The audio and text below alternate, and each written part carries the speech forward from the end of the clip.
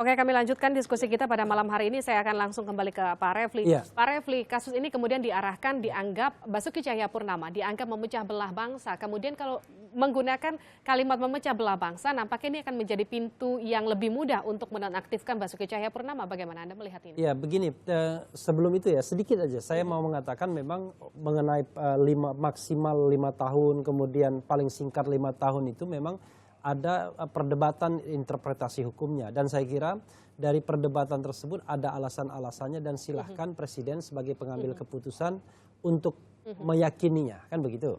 Versi saya, versi pakar yang lain, versi Mendagri dan lain sebagainya, itu satu soal, dan saya kira ini memang panjang berdebatnya. Nah, mengenai yang poin kedua memecah belah NKRI, itu memang agak berbeda lagi pasalnya. Kalau dulu memecah belah ini didasarkan pada putusan pengadilan. Jadi ada ukuran yang objektif, measurable, bisa diukur. Berarti setelah ada putusan pengadilan dan pengadilan mengatakan ini tindakan yang memecah belah, maka kemudian seseorang kepala daerah bisa diberhentikan. Nah, kalau sekarang didakwa melakukan perbuatan yang memecah belah, nah itu ukurannya itu yang agak sulit. Jadi siapa yang mengukurnya? Karena putusan pengadilan belum ada, lalu dakwaannya sendiri kan tidak mengatakan memecah belah. Dakwaannya adalah soal pasal 156 dan 156A. Dan dengan bahasa singkatnya dikatakan penistaan agama dan lain sebagainya, penodaan agama dan lain sebagainya. Nah, karena itu kemudian akhirnya bola terpulang kembali kepada Presiden. Akhirnya saya mengatakan ini adalah diskresi Presiden untuk melihat bagian ini soal tindakan atau perbuatan yang memecah belah. Kalau Presiden menganggapnya memecah belah, saya sudah tuliskan juga, maka kemudian Presiden dengan keyakinannya bisa menonaktifkan. Dan atas penonaktifan tersebut, kalau misalnya nanti pihak Ahok tidak mau terima, maka pihak Ahok bisa saja mengajukan gugatan ke Pengadilan Tata Usaha Negara, dan kita tahu itu tidak mudah prosesnya, butuh waktu. Tapi kalau Presiden meyakini bahwa ini bukan tindakan yang memecah belah, maka kemudian Presiden pun menurut saya harus punya keyakinan untuk tidak menonaktifkan. Jadi sekali lagi saya katakan, merumuskan ketentuan undang-undang itu, apalagi yang berimplikasi pada pemberhentian kepala daerah dan lain sebagainya, tidak boleh sembarangan. Tidak boleh sembarangan, lalu kemudian tidak boleh memunculkan loopholes atau akan mengundang interpretasi yang beragam. Orang kemarin kok dipecat, kemarin kok diberhentikan dan lain sebagainya. Orang tidak melihat ini secara korek, tidak melihatnya secara teliti. Karena kemarin kita tidak berdebat kasusnya kasus korupsi. Dan untuk kasus korupsi itu sudah dengan jelas dinyatakan korupsi, makar, dan lain sebagainya.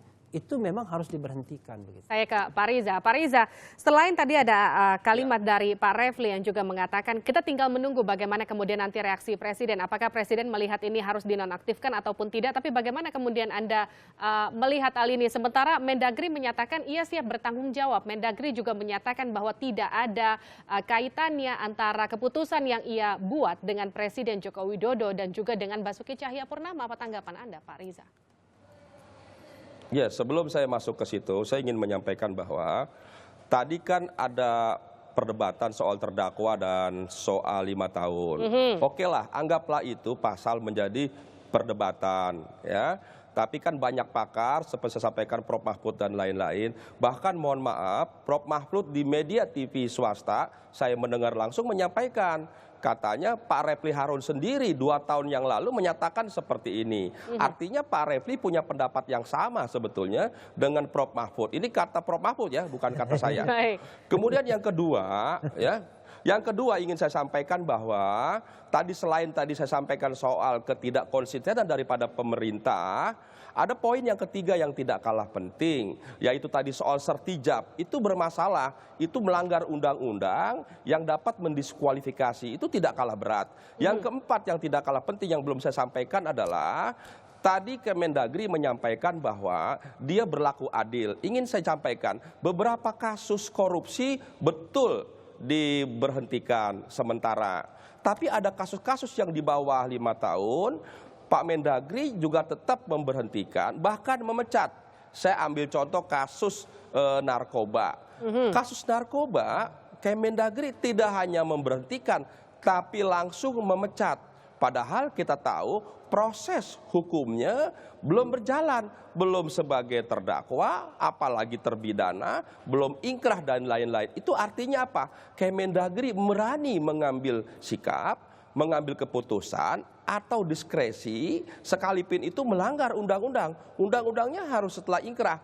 Itu menunjukkan bahwa Kemendagri berani mengambil sikap. Kenapa? Untuk kasus Ahok berbeda. Tapi tak hanya pada kasus Ahok, Pak Riza, maaf saya potong.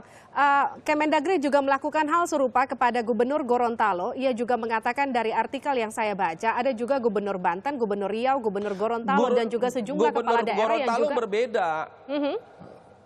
Silakan. Berbeda, kasus Gorontalo itu berbeda. Kasus Gorontalo itu percobaan, ya, hukuman percobaan itu memang jauh di bawah 1 tahun bahkan. Ini kan ada kasus lainnya tapi diberhentikan. Tadi saya kasih kasus suap, ada kasus narkoba. Bahkan narkoba kan direhabilitasi, itu contoh yang jelas ya. Kemudian saya ingin menambahkan lagi ya, kasus lain sudah dikasih solusi ya, yaitu terkait Perpu. Kenapa enggak pemerintah mengambil Perpu saja? Itu kan diatur. Yang tidak kalah penting saya ingin menyampaikan bahwa ya, Ahok ini menjadi masalah bagi bangsa kita. 71 tahun kita bisa membina kerukunan, kebinekaan, rusak gara-gara Ahok ya. Contoh yang sederhana, gara-gara Ahok tadi Pak Jokowi jadi repot. Pak Jokowi sedang giat-giatnya bekerja, diganggu. Gara-gara akhirnya Pak Jokowi harus keliling ke TNI, ke Kopassus, Anda menyinggung soal Joko Widodo, Pak Riza, saya potong sebentar. Apakah memang hak angket ini memang diciptakan untuk menguji kebijakan pemerintah yang kemudian juga nanti akan berpotensi untuk kemudian menggoyang pemerintahan Jokowi JK? Apakah akan ke sana muaranya? Kita melihat apakah memang hanya akan berhenti di Ahok? Berlebihan. Berlebihan kalau hak angket ini diartikan untuk pemakzulan atau impeachment, itu berlebihan. Perlu diketahui yang mengajukan hak angket ini kan baru 4 fraksi. Tapi kami ingin sekalipun 2 fraksi sah sesuai dengan aturan MD3, kami ingin minta rasa keadilan, menunjukkan sebagai wakil rakyat, DPR ingin meminta pemerintah memberikan rasa keadilan. Kami ingin sampaikan poin lain. Ombudsman juga sudah menyampaikan bahwa apa yang disampaikan oleh Ahok itu menimbulkan potensi memecah belah bangsa. Jadi semua itu menyampaikan. Yang terakhir ingin saya sampaikan, ini sumber masalahnya adalah Ahok. Kenapa saya bilang Ahok? Ketika Ahok sertijab dalam sambutannya, Ahok menyampaikan bahwa memilih berdasarkan agama menimbulkan melanggar konstitusi. Akhirnya Menteri Agama jadi sibuk lagi mengklarifikasi. Jadi Ahoklah sumber permasalahan. Saya mau ke Bu Latifah. Bu Latifah, Ahok adalah sumber masalah, itu kata Riza Patria. Tapi kemudian tadi saya menangkap kalimat dari ini tekanan dari DPR. Ada juga tekanan yang timbul dari masyarakat. Ada demo yang kemudian kemarin berlangsung. Anda menjadi salah satu orang yang menemui masa pendemo ketika kemarin terjadi aksi demonstrasi. Apa kemudian bagaimana Anda merespon apa yang mereka inginkan? Apa win-win solution yang ditawarkan? Tapi mohon maaf, jangan dijawab sekarang, kita kembali saja.